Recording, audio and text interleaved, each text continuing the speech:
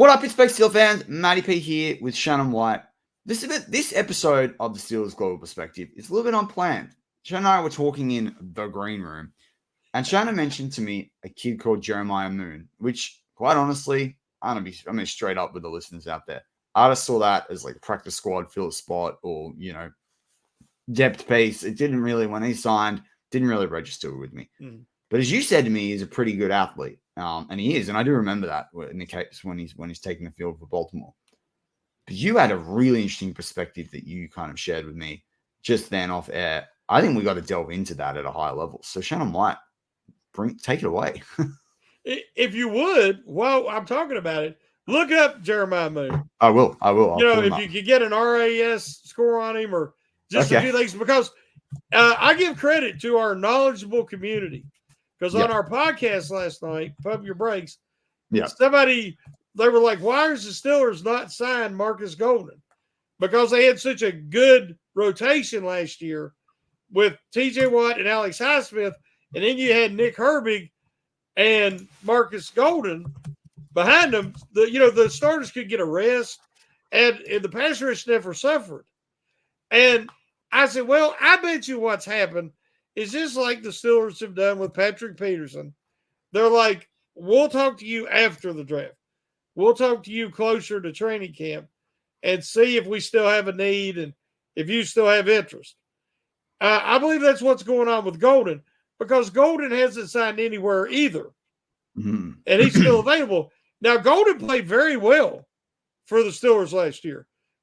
When he come in for the first time in a long time, the backup edge guys were not a weakness for the Steelers. They actually brought a lot of energy in Nick Herbig, and Marquise Golden brought experience. I mean, he could set that edge, and he wasn't a huge liability, and you didn't see a huge drop-off when he come in. But I was like, I think that's why they haven't signed Golden. And a lot of people have said, well, what about Bud Dupree? And I'm like, I love Bud Dupree. Yeah. But Bud is not the same Bud that left Pittsburgh. No, Bud's lost a Bud. Yeah, Bud isn't the same Bud, yes. But I like him, and if he could accept being that, say, fourth edge guy, and because he sets a great edge, we know this.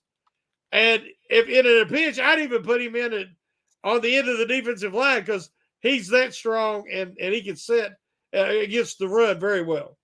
Well, he's played 99 snaps on defensive line, technically, but that's where they count PFF linebacker part is considered line. It wouldn't be totally new to him. But this, one of our listeners, a commenter said, well, what about Jeremiah Moon? And I was like, oh, I forgot all about him. Because just like you, it was at the end of the season, and I was disappointed the Steelers were out. And then the Ravens needed another player because they had an injury. So they thought, we'll sneak him through waivers. Well, as soon as he hit waivers, the Steelers snatched him up. So that told me they'd been watching and waiting. And so some of the people that we know through Sean and Tate are Ravens fans, and they're like, oh, man, we didn't want to lose him. They considered him a very talented project that they were developing, and they thought could give them serious snaps in the future. Yep. And so I started doing a little research, and I'm like, this kid's pretty athletic. And he played like his hair was on fire on special teams for the Ravens. Well, I was going to say, anytime he got in, he really brought energy. So he's played 63% of the special team snaps last year, and he only played 80% of the defensive snaps last year. Started only one game. You asked about the relative athletic score for him.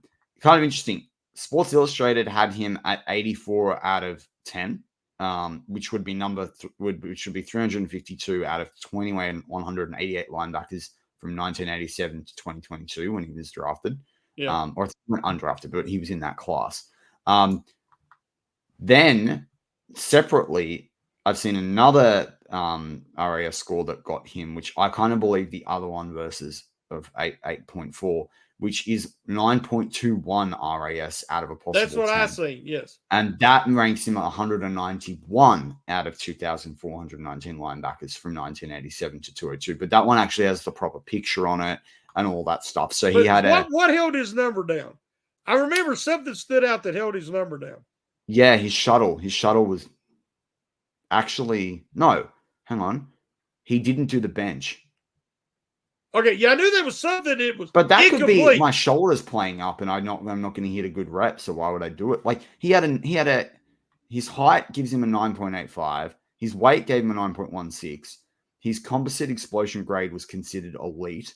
Vertical was 9.88.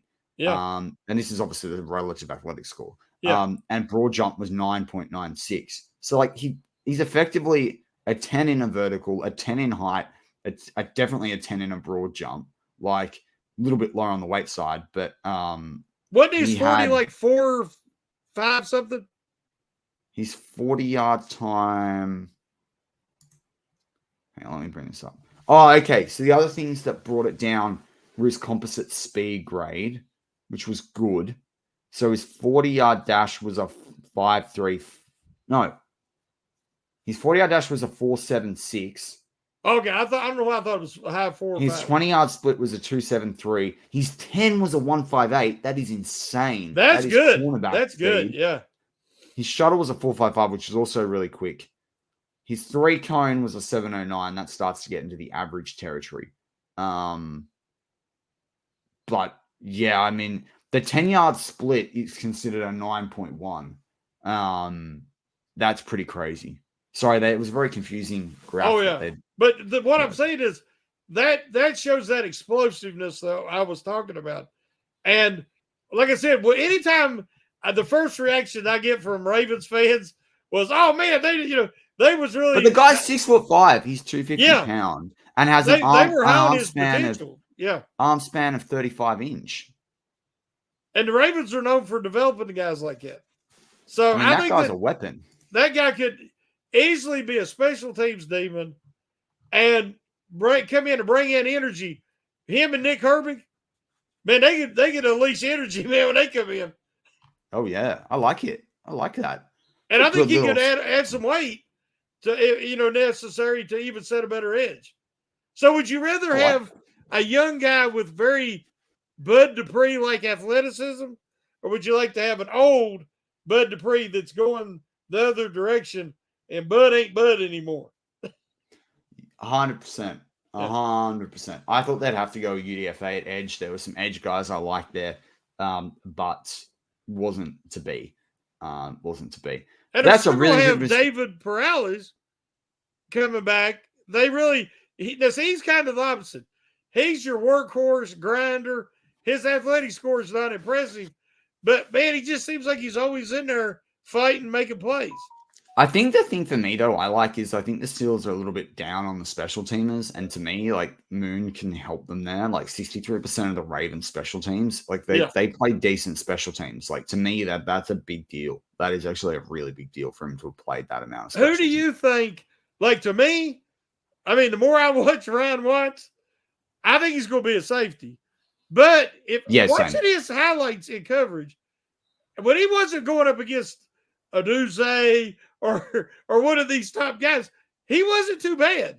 Now, when he went up against them, he got torched. But Big G's out on him. I see him as a safety, and I give you credit for that, because when everybody was losing their mind when he got selected, you said, well, I think they're going to make him a safety. I definitely think. Thank you. No one's giving me credit this week. So I did. But I think he's going to be the strong safety. He's big, he's strong, he's physical. But I think he could definitely give you slot reps. I guess tight ends, or he can do your Terrell Edmonds, on bigger receivers. And there's a video coming out on the channel, so I don't want to say too much, but because I pushed it back through the other narratives. I can't understand why people are high on Corey Trice and then you're out on Ryan Watts. It makes zero sense. They're literally both avatars. Like, it actually makes zero sense. But Watts is healthy.